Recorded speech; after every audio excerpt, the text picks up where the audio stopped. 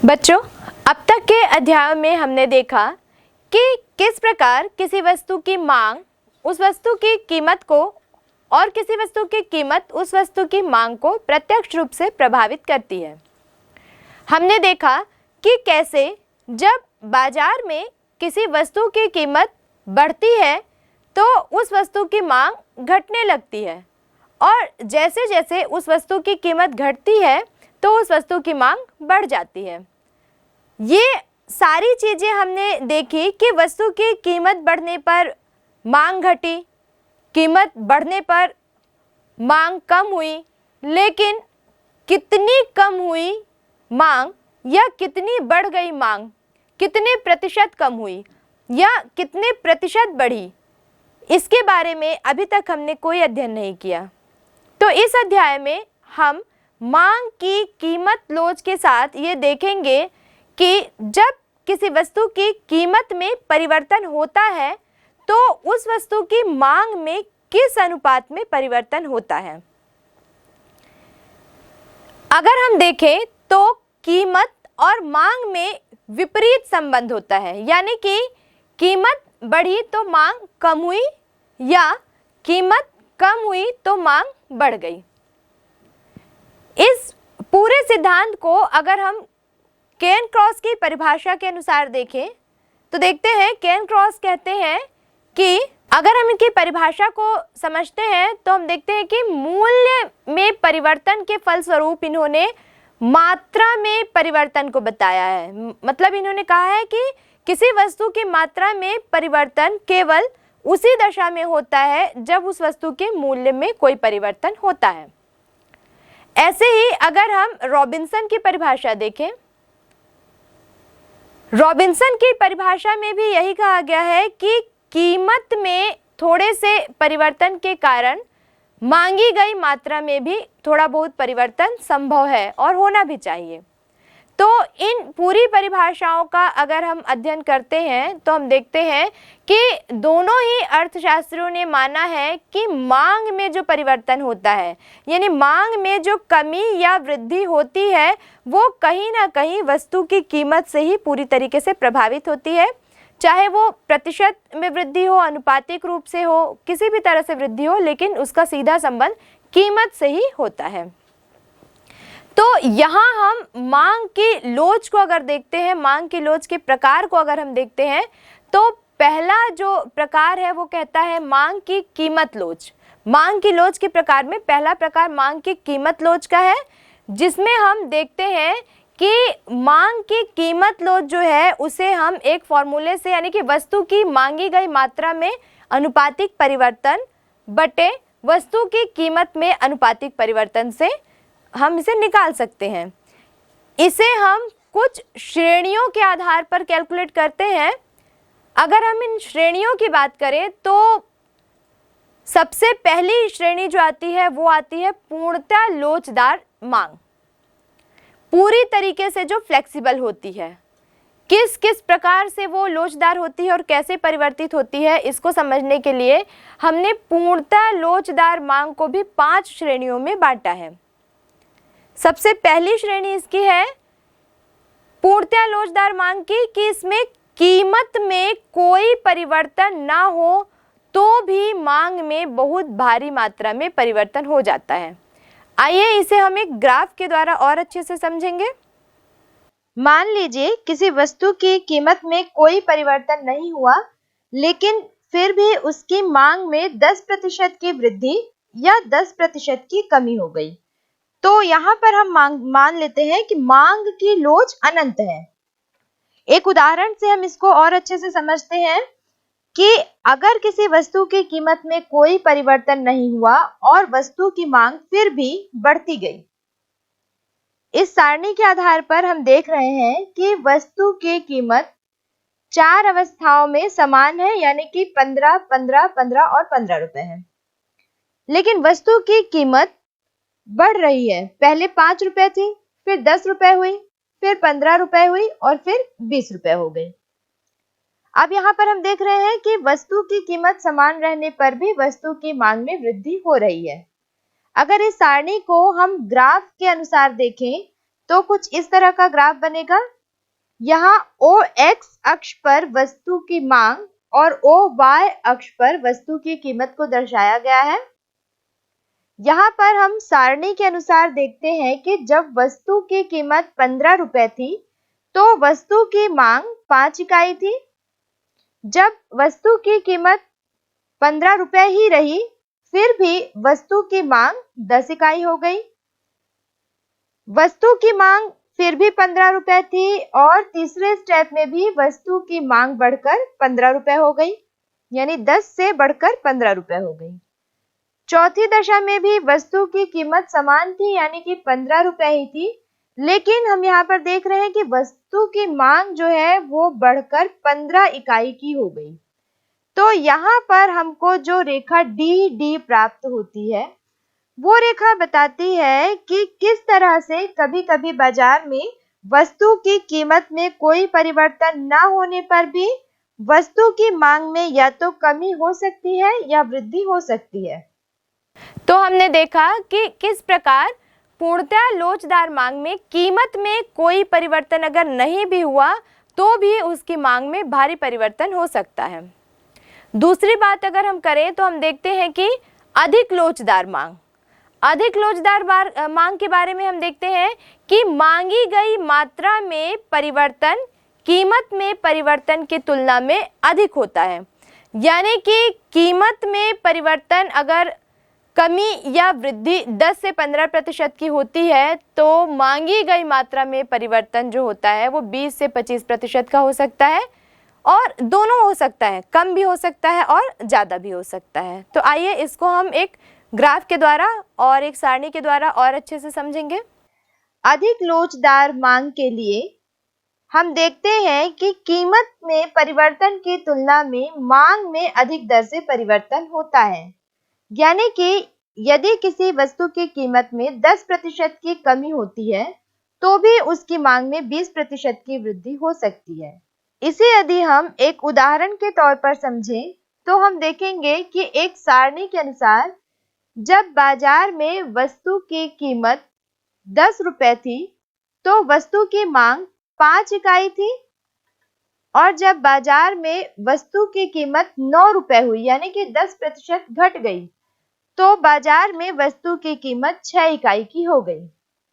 इस सारणी को अगर हम एक ग्राफ द्वारा प्रस्तुत करते हैं तो हम देखते हैं कि रेखा OX पर हम वस्तु की मांग को प्रदर्शित करते हैं और रेखा OY पर हम वस्तु की कीमत को प्रदर्शित करते हैं। जब वस्तु का मूल्य 10 रुपए था, रेखा OY पर हम देखते हैं जब वस्तु का मूल्य 10 रुपए था, इस 10 रुपए को हम P बिंदु से प्रदर्शित कर रहे हैं। इस दशा में वस्तु की मांग 5 इकाई थी और जब वस्तु की कीमत 9 रुपए हो गई, जिसे हम P1 से प्रदर्शित कर रहे हैं, तो उस दशा में वस्तु की मांग 6 इकाई की हो गई।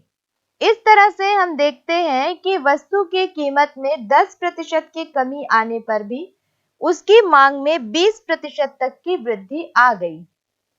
इसे हम रेखा DD के द्वारा प्रस्तुत करेंगे, जिसे अधिक लोचदार मांग कह सकते हैं। इस पूरे रेखा चित्र में हम देख रहे हैं कि जब वस्तु की कीमत OP प्रति इकाई है तब वस्तु की मांग OQ है, लेकिन जब वस्तु की कीमत घटकर OP1 हो जाती है तो वस्तु की मांग बढ़कर OQ1 हो जाती है। इस प्रकार वस्तु की कीमत में P1 के बराबर कमी आने से भी वस्तु की मांग Q1 के बराबर हो जाती है। इस पूरे रेखा चित्र से हमको ये समझ में आता है कि मांग में परिवर्तन Q1 की दूरी वस्तु की कीमत में परिवर्तन यानी P1 की दूरी से अधिक है। तो आपने देखा कि किस प्रकार अधिक लोचदार मांग में कीमत का परिवर्तन उस वस्तु की मांग पर पड़ता है।